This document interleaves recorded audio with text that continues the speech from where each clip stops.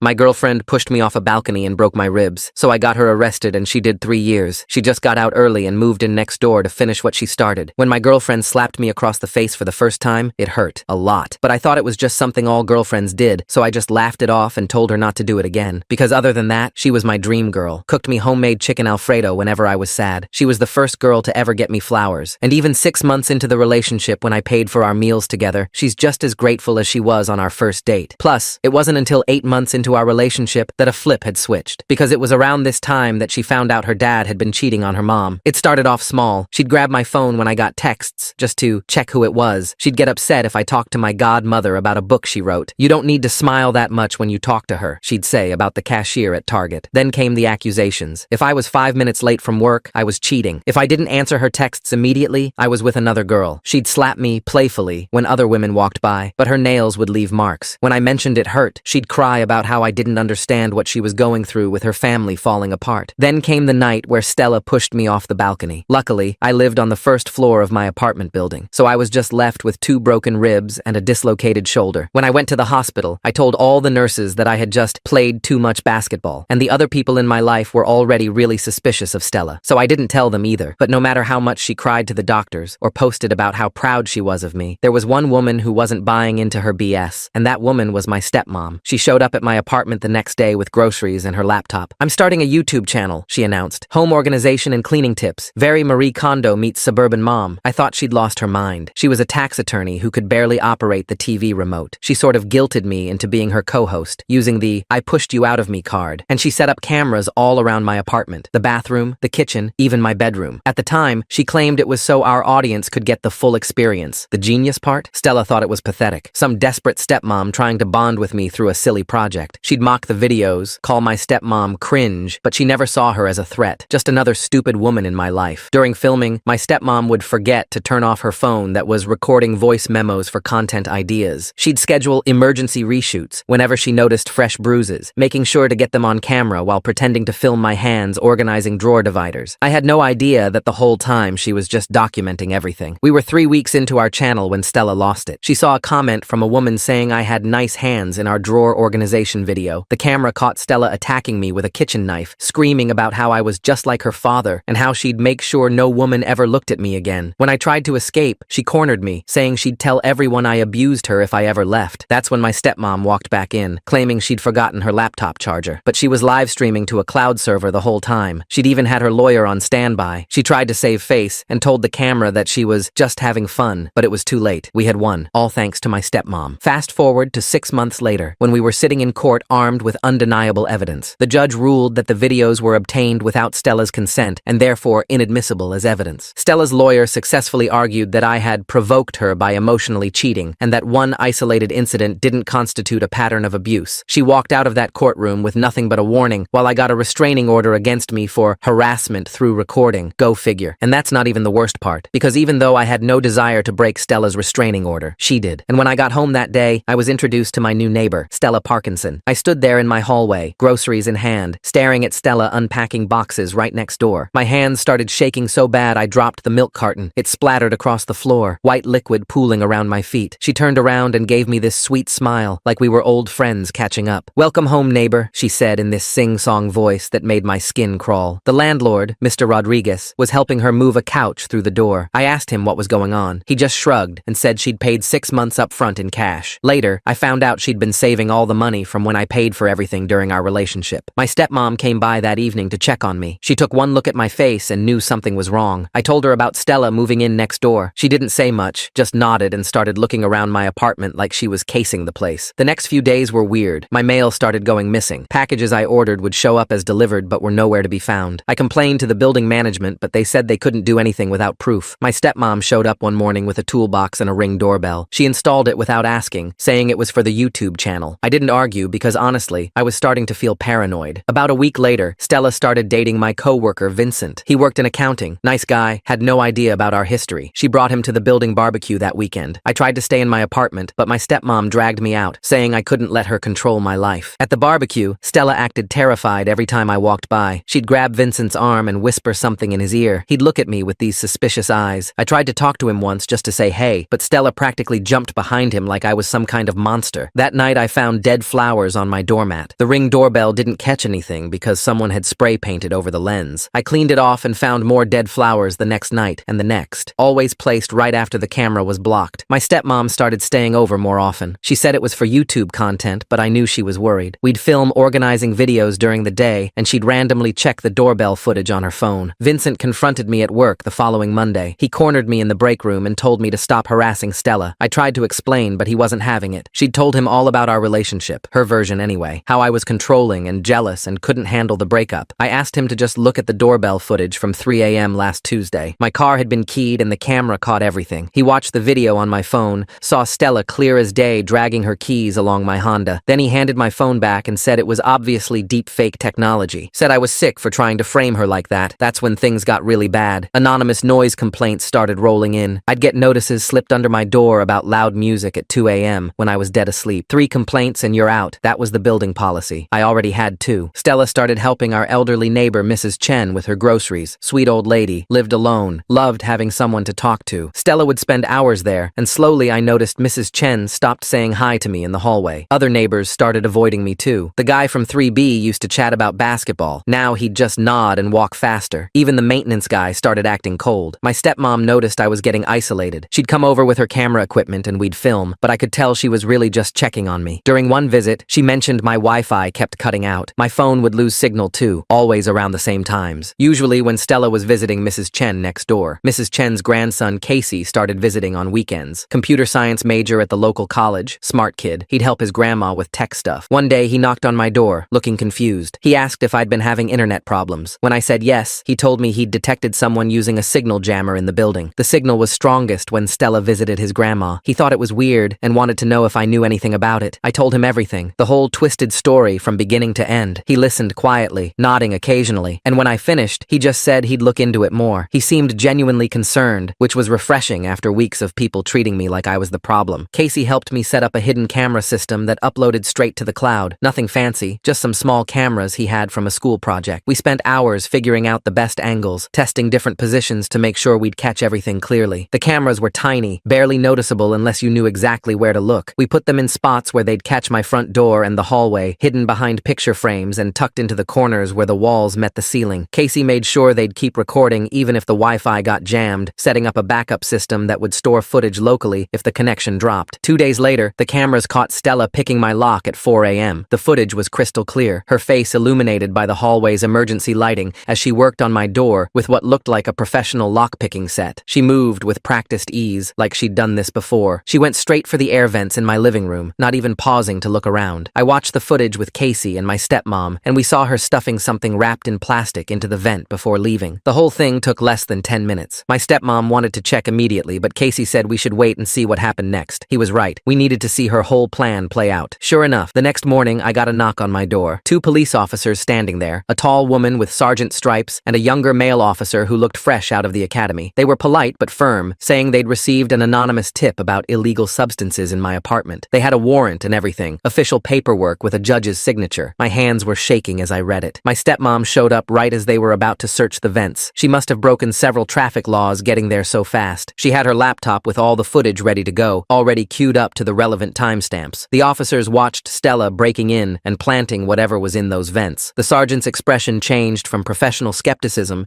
to genuine concern as she watched. They still had to check. Found a bag of pills I'd never seen before, little blue tablets in a clear plastic baggie. But with the video evidence showing Stella planting them during a criminal break-in, they knew I was being set up. The sergeant carefully bagged the evidence and took detailed notes while the younger officer made copies of our footage. They took the footage and said they'd be in touch, giving me their direct numbers and case reference. Stella made bail the next day, $5,000, which she somehow had ready from her trust fund, something she'd never mentioned during our relationship when I was paying for everything. I saw her in the hallway that evening, and she just smiled at me. Not a normal smile. It was cold, calculated, like a predator sizing up prey, like nothing had happened, like she hadn't just tried to get me arrested and potentially ruin my entire life. My hands were shaking again, but I just went inside and locked my door, adding the chain and deadbolt for good measure. That's when she started dating my boss, Brian. Found out through Vincent, who was still convinced I was the bad guy. He told everyone at work that I was harassing Stella so badly that she needed protection, spreading the story during lunch breaks and coffee runs. Brian was this older guy, mid-50s with thinning hair that he tried to hide with expensive haircuts, divorced, always trying to act younger than he was. He wore designer designer jeans to casual Fridays, and referenced memes that were already outdated. Stella probably told him some sob story, and he ate it up, seeing himself as her knight in shining armor. The threatening messages started coming from random numbers. I'd get texts at all hours, 2 a.m., 4 a.m., during important meetings at work. They said things like they knew where I lived, that I'd regret messing with her, that she'd destroy my life piece by piece. Some were more specific, mentioning things about my daily routine that only someone watching me would know. Nice coffee shop you went to this morning. That blue shirt really brings out the fear in your eyes. But every time I tried to trace the numbers, they were already disconnected. Burner phones that she'd use once and toss, probably bought with cash at different stores around the city. My stepmom was basically living at my apartment by then. She'd sleep on my couch with her laptop, obsessing over every piece of footage we had. She'd set up a whole command center on my coffee table. Multiple screens, notebooks full of timestamps and observations, a whiteboard where she tracked patterns. She started noticing things I'd missed. The threatening calls always came when Stella was visiting Mrs. Chen, but Stella's phone would be off or at her apartment, according to the location data we could see from social media posts. She'd post pictures from her couch while somehow also leaving me voicemails. Then my stepmom had an idea. She started visiting Mrs. Chen too, bringing her homemade cookies and chatting about their grandkids. Mrs. Chen was lonely. Her family lived across the country, so she welcomed the company. They'd sit in her living room surrounded by photos of grandchildren, sipping tea and talking for hours. My stepmom learned that Mrs. Chen's husband had passed away 2 years ago, that she struggled with the rent sometimes, that Stella had started helping her with groceries. Mrs. Chen mentioned how nice Stella was, always offering to watch her apartment when she went grocery shopping. My stepmom asked if Stella ever used her landline, and Mrs. Chen said yes. She'd asked to make a few private calls because her cell service was bad. Always when Mrs. Chen was out, always closing the bedroom door for privacy. We had Casey set up a recording device on Mrs. Chen's phone, with her permission once we explained everything. Mrs. Chen's face had gone pale when we showed her the evidence, her hands trembling as she held the photos of Stella breaking into my apartment. She was horrified that she'd been used like that, kept apologizing even though we told her it wasn't her fault. The next time Stella visited and Mrs. Chen went shopping, we got everything. Stella calling from the landline, leaving me threatening voicemails and a voice dripping with venom, even calling my workplace to make anonymous complaints about inappropriate behavior and suspected substance use. Vincent finally started to see the truth when Stella slipped up. She was ranting to him about me during lunch at their favorite sandwich shop, saying things that only someone who'd been in my apartment recently would know, like how I'd reorganized my bookshelf by color instead of author, or gotten a new coffee maker, a fancy espresso machine my stepmom had bought me. She mentioned the Van Gogh print I'd hung in my bathroom, the stack of therapy books on my nightstand. Vincent knew I hadn't let her in, so how did she know? He started paying attention and noticed other things that didn't add up. Times when she claimed to be one place, but seemed to know about events happening somewhere else. The way she'd smirk when talking about my problems at work, like she knew something he didn't. He came to my apartment one night, looking rough. His usually perfect hair was disheveled, his shirt untucked, dark circles under his eyes like he hadn't slept in days. Said he needed to tell me something. Stella had been using his work computer when they hung out at lunch. She'd joke about sending emails from his account. Harmless pranks, she called them. Just little things to mess with coworkers, she'd say with a laugh. But he'd checked his sent folder and found emails to HR complaining about me. Detailed complaints about my work performance, my attitude, even allegations of theft. Emails he never wrote, sent during times when he was in meetings or out of the office. I told him we needed to document everything. He started forwarding me texts where Stella admitted to accessing his computer. She'd brag about how easy it was to mess with people digitally, how she'd learned from online forums and YouTube tutorials, how she'd learned to forge email headers and fake timestamps from some hacker boyfriend she'd had in college. She thought she was being clever, showing off to her new boyfriend, not realizing she was creating evidence against herself. But then Stella found out Vincent was talking to me. I don't know how. Maybe she was tracking his phone or reading his messages. She had mentioned once knowing about some app that could clone text messages to another device, but she knew, and she decided to destroy him too. Suddenly, money went missing from his department's discretionary fund. Small amounts at first, $50 here, $100 there, then bigger ones. All traced back to Vincent's login credentials, all during times when security footage showed him nowhere near his desk. He got fired on a Thursday. Security escorted him out while everyone watched, the walk of shame past all our co-workers who whispered and stared. They made him pack his desk into a cardboard box while a guard stood over him. Stella was there, playing the supportive girlfriend, rubbing his back and shooting dirty looks at anyone who stared too long. But I saw her smirk when he wasn't looking, just a quick flash of satisfaction before her face returned to fake concern. Vincent came straight to my apartment after, completely broken. He sat on my couch and cried. This guy who'd once been so confident, reduced to nothing by her manipulation. But he'd done something smart before leaving. He'd forwarded every single text and email from Stella to HR and to Brian, creating a paper trail they couldn't ignore. Brian called me into his office the next day. The corner office with the view of downtown, usually his private pride and joy, felt oppressive that morning. He had printed out everything Vincent had sent, pages and pages of Stella admitting to using company computers, joking about framing people, detailed descriptions of how she'd accessed secure systems. She'd even sent him selfies from his own desk when he was in meetings. His face was pale and he kept apologizing, running his hands through what was left of his hair. He said IT was investigating and they'd already found evidence of unauthorized access from his own computer. Login attempts at strange hours, files accessed that she had no reason to see, emails sent and then deleted from his account. The IT investigation was thorough. They brought in outside consultants, cybersecurity experts who went through our systems with a fine-tooth comb. They found doctored emails with forged headers, all sent from Stella's login when she'd used Brian's computer. She'd been sloppy, probably because she thought she was untouchable. They found fake complaints about me, altered performance reviews where she'd changed ratings and comments, even attempts to access payroll systems to change direct deposit information. One attempt had been partially successful. She'd managed to view salary information for half the company before the system locked her out. Brian fired her immediately and called the police. He gave them access to everything, security footage of her at his computer when he'd stepped out for coffee, server logs showing her unauthorized access patterns, even recordings from his office security camera that showed her going through his files when he stepped out. In one video, she was photographing documents with her phone, personnel files she had no business seeing. The IT team found she'd installed keyloggers on multiple computers, including Vincent's and Brian's, tracking every password and login they